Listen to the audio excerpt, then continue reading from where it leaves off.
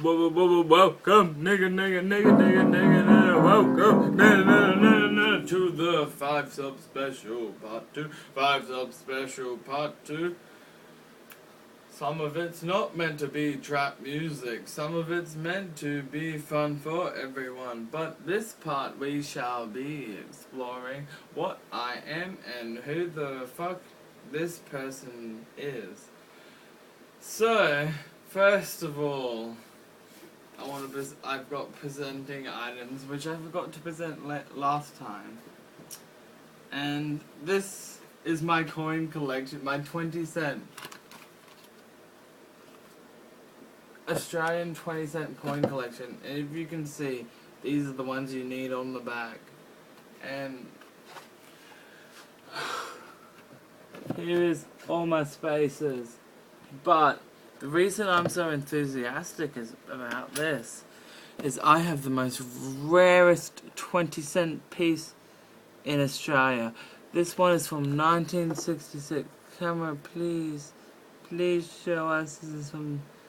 Oh my Jesus. I'm looking at this right now. It's not showing it, but I have a 1996 Australian body 20-cent piece. Can we get that in the light? Can we please? It's not letting us. Hang on. That says Australia. Okay, hang on. Where's the light? Being an artist, I always know where the light is. But hang on. I want to get somebody to be able to tell me that. You know what I mean? Like video and shit. Like it could be any. You know what I mean? Like I have a sick coin. I have another one that's not so sick. I literally lack all the good ones. And as I say, all the good ones... Oh, bloody hell, Jesus. I'm blasphemy.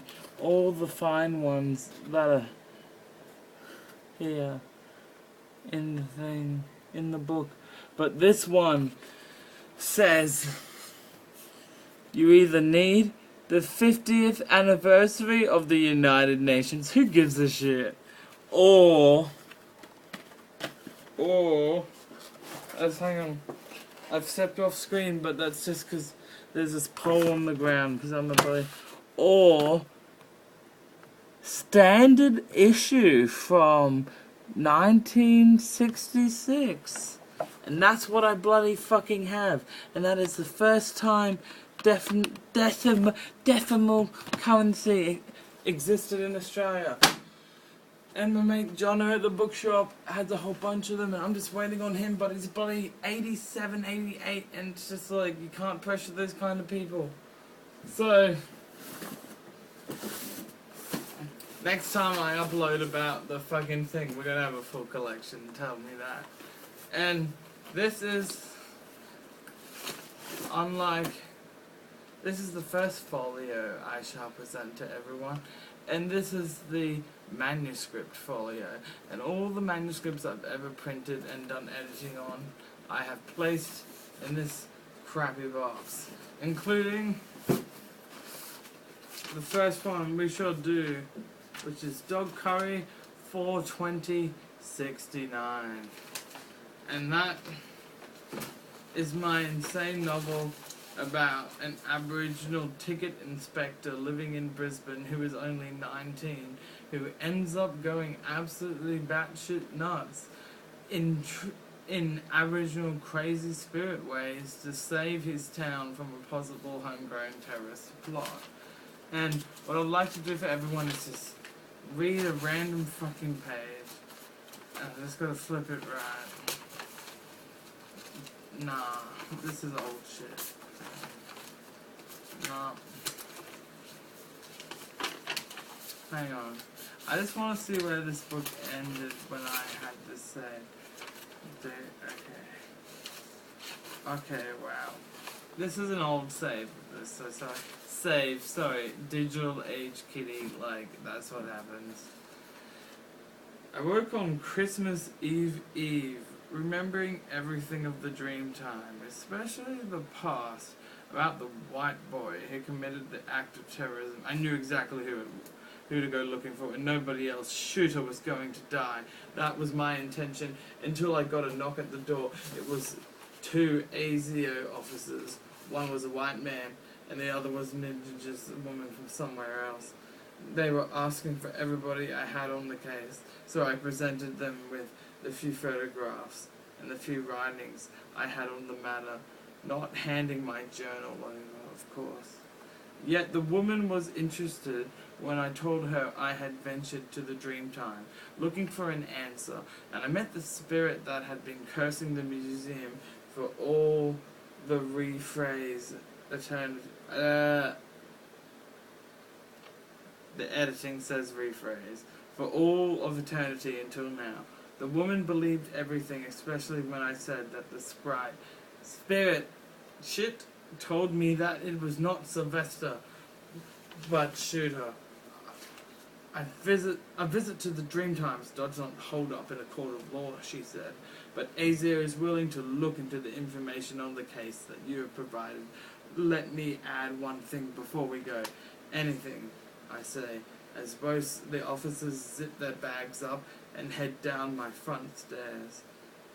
If you pursue this case any further, if you try to save Glinderman, you can risk life in prison. No matter what you do not act the hero. You will only end up hurting yourself in the process. ASIO has this covered. I look at them. I don't know what to say. I fucking freak out.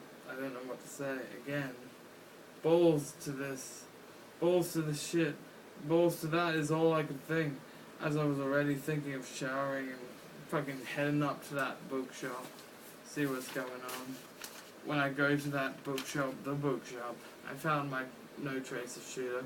Yet I found Oliver and he was willing to show me something on the street cameras. Shooter had not been sleeping and he was walking around Glinderman all night last night looking for something. Oliver was unsure what he was doing, yet I was certain he was planning something bad.